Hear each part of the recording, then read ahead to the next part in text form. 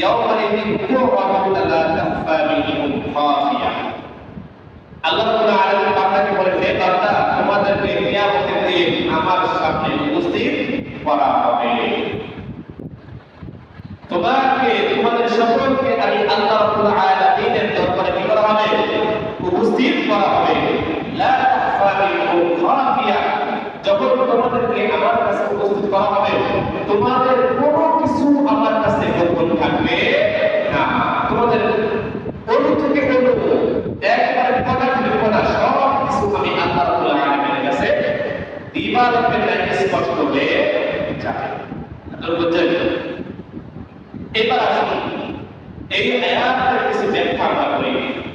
হযরত আবু মুসা আল-আশআরী রাদিয়াল্লাহু তাআলা থেকে একটা হাদিস, যদিও হাদিসের ব্যাপারে একটু আলাপ আছে, কথা আছে, এই হাদিসটা বর্ণনার ক্ষেত্রে একটু দুর্বল আছে, তবে তাফসীরের ক্ষেত্রে এই হাদিস বর্ণনা করার কোনো সমস্যা নেই।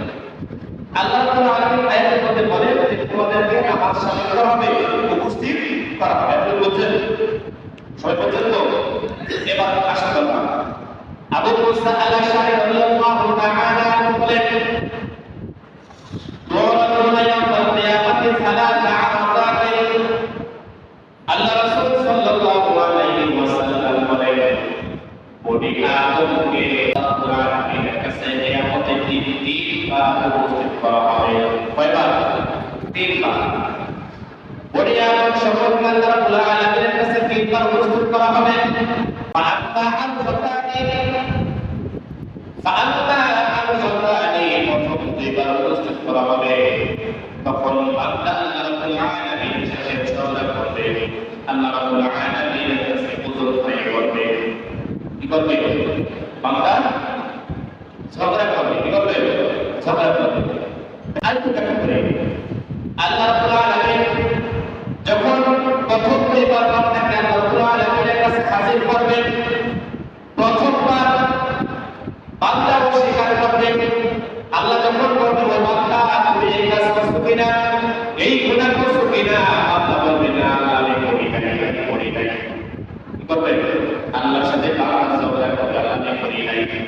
আল্লাহ বলবে, বেটা তুই এটা করছিলি, বান্দা বলবে, না আল্লাহ আমি করি নাই, আমি কষ্ট দেই নাই, আমি নামাজ পড়ছি, ঠিক করব, আমি মিথ্যা বলি না, আমি সত্য কথা বলছিলাম।